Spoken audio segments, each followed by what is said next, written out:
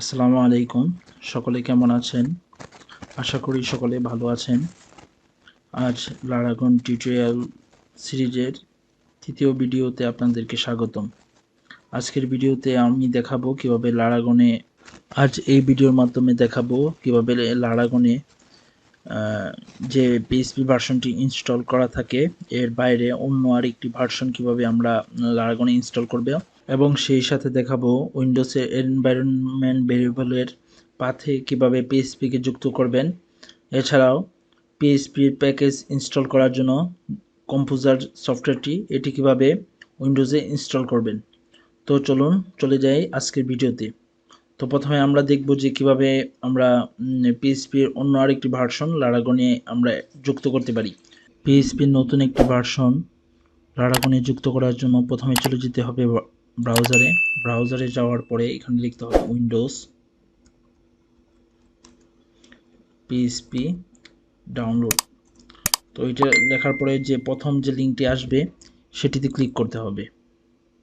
এটিতে ক্লিক করার পর আমরা দেখতে পাবো এখানে যে পিএইচপির যে ভার্সনগুলো বর্তমানে অ্যাভেলেবল আছে php.net ওয়েবসাইটে সেই লিস্টগুলো দেখাচ্ছে। এখানে সর্বশেষ যে ভার্সনটি 7.4 এবং একেবারে নতুন যে ভার্সনটি সেটি হচ্ছে 8.1। তো আমি আমার লারাগন সফটওয়্যারে 8.0 যে ভার্সনটি আছে সেটি যুক্ত করব। তো এটি করার জন্য প্রথমে আমাকে এই জিপ ফাইলটি ডাউনলোড করতে হবে। তো আমি ক্লিক করব জিপ ফাইলটিতে এবং এখানে দেখতে পাচ্ছি যে জিপ ফাইলটি ডাউনলোড হচ্ছে এবং এটি ডাউনলোড হতে 2 মিনিটের মতো সময় লাগবে। তো আমরা অপেক্ষা করি যে ডাউনলোড হওয়ার জন্য।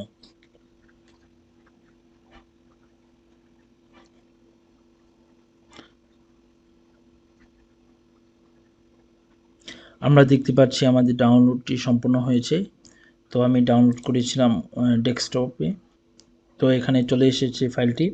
তো এখন আমি লারাগন থেকে পিএইচপি ভার্সন এবং ডাইরেক্ট এটাতে ক্লিক করব।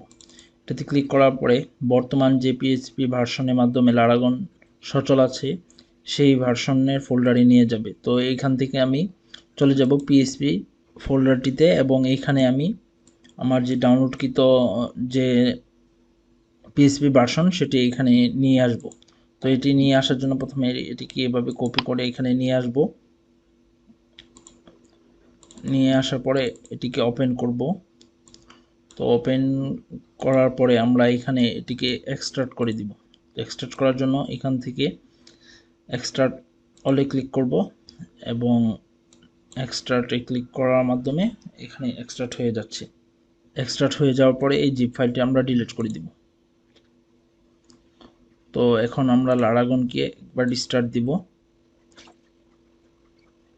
এবং রিস্টার্ট দেওয়ার পর আমরা যখন পিএইচপি তে চলে যাব দেখব যে এখানে নতুন যে ভার্সনটি আমরা অ্যাড করেছি 8.0 সেটি চলে এসেছে। তো নতুন ভার্সনটি সিলেক্ট করার জন্য জাস্ট এখানে ক্লিক করে দিব যে ভার্সনটি।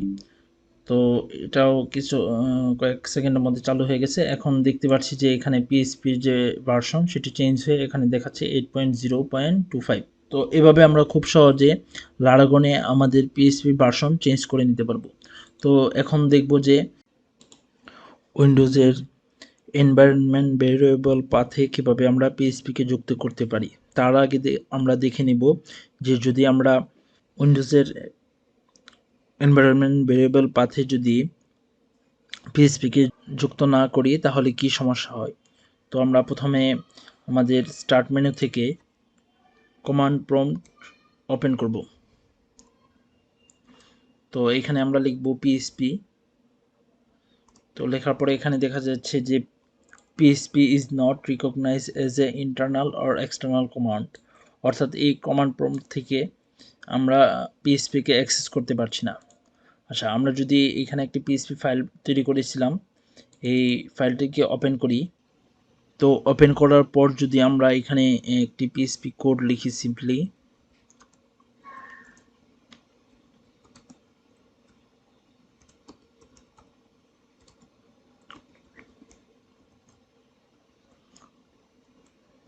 এবং লেখার পর যদি এটাকে আমরা এখান থেকে রান কোডের মাধ্যমে কোডটি রান করতে চাই তাহলে এখানেও আমরা দেখতে পাচ্ছি যে লেখা আছে যে PHP is not recognized as an internal or external command।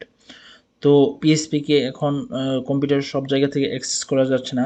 যদি আমরা সিস্টেম এনভায়রনমেন্ট ভেরিয়েবল পাথে পিএসপিকে যুক্ত করি তখন আমরা এখান থেকে সহজেই পিএসপিকে অ্যাক্সেস করতে পারবো।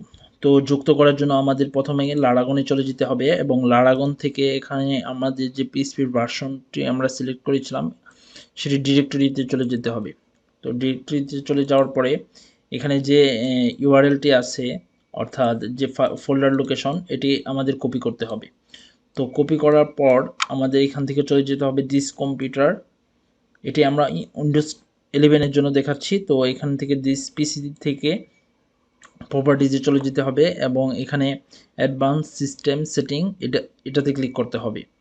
এনভায়রনমেন্ট ভেরিয়েবলে ক্লিক করতে হবে এবং সর্বশেষে আমরা দেখব এখানে পাথ নামে একটি অপশন আছে, এটিতে ক্লিক করতে হবে। এখানে নিউয়ে ক্লিক করে এখানে নতুন একটি লাইন আমরা যুক্ত করব। তো এখানে এই ফোল্ডারের লোকেশনটি পেস্ট করে দিতে হবে। বেশ, আমাদের এখন কাজ শেষ। তো এখন ওকে ওকে এবং আমরা এখান থেকে ওকেতে ক্লিক করব এবং লারাগনটা একবার রিস্টার্ট দিব।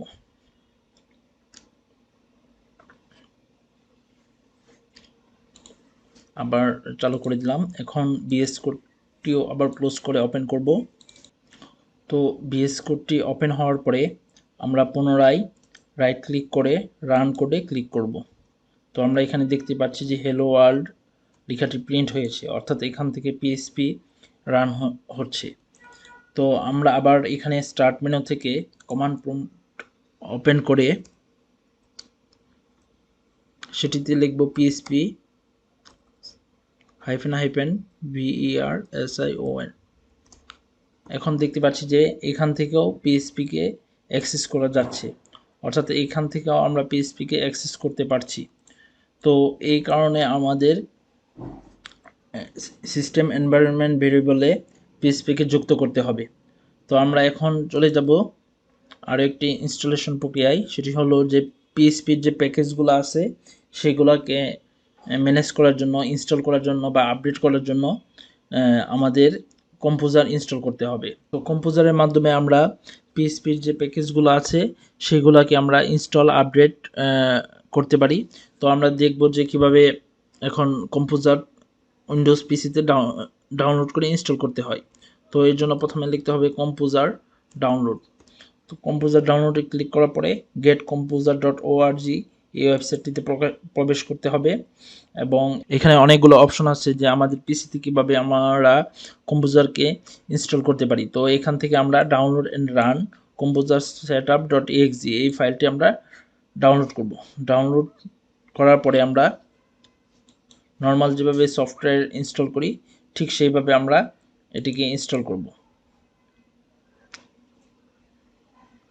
এখানে ইনস্টল ফর অল ইউজার এটিতে ক্লিক করব এবং এসে ক্লিক করব। এরপর নেক্সট, এখানে আমাদের যে পিএসপি যে এনভায়রনমেন্ট ভেরিয়েবল পাথ সেটি দেখাচ্ছে। তো এখন নেক্সটে ক্লিক করব এবং আবার নেক্সটে ক্লিক করব, ইনস্টল। তো কয়েক সেকেন্ডের মধ্যে এটি ইনস্টল হয়ে যাবে। এটি ইনস্টল একেবারেই সহজ। আচ্ছা, যদি এটি ইনস্টল হয়ে যায় তাহলে আমরা আবার এখান থেকে কমান্ড প্রম্পটটি আবার ওপেন করব। ওপেন করার পর এখানে লিখব কম্পোজার এবং এন্টার ক্লিক করব। এখন দেখতে পাচ্ছি যে কম্পোজারটি ইনস্টল হয়ে গেছে এবং এখানে ভার্সন দেখাচ্ছে এবং ভার্সনের রিলিজ ডেট, টাইম ইত্যাদি দেখাচ্ছে। তো এভাবে আমরা খুব সহজে আমাদের পিসিটাকে পিএইচপি ডেভেলপমেন্ট এনভায়রনমেন্ট সেটআপের মাধ্যমে পিএইচপি ডেভেলপমেন্ট উপযোগী তৈরি করে ফেলতে পারি। অর্থাৎ এই পিসি থেকে আমরা এখন পিএইচপি ডেভেলপমেন্টের কাজ করতে পারবো। তো আজকের ভিডিওটি এই পর্যন্তই। যদি আপনাদের এই ভিডিওটি ভালো লাগে, যদি আপনারা ভিডিওটি ইউটিউবে দেখে থাকেন তাহলে ভিডিওটিতে একটি লাইক দিয়ে আমাদের ইউটিউব চ্যানেলটি সাবস্ক্রাইব করে পাশে থাকা বেল বাটনটি বাজিয়ে দিন। আর যদি আপনি এই ভিডিওটি ফেসবুকের পেজে দেখে থাকেন তাহলে ভিডিওটিতে একটি লাইক দিয়ে আমার ফেসবুক পেজটি ফলো করুন। আর যদি ভিডিওটি আমার ফেসবুক প্রোফাইলে দেখে থাকেন তাহলেও ভিডিওটিতে একটি লাইক দিয়ে আমার ফেসবুক প্রোফাইলটি ফলো করতে পারেন। পরবর্তীতে আমরা লারাগনে আরও কিছু ভিডিওর মাধ্যমে লারাগনের আরও বিষয় বিস্তারিত তুলে ধরব। সবাই ভালো থাকবেন। আসসালামু আলাইকুম।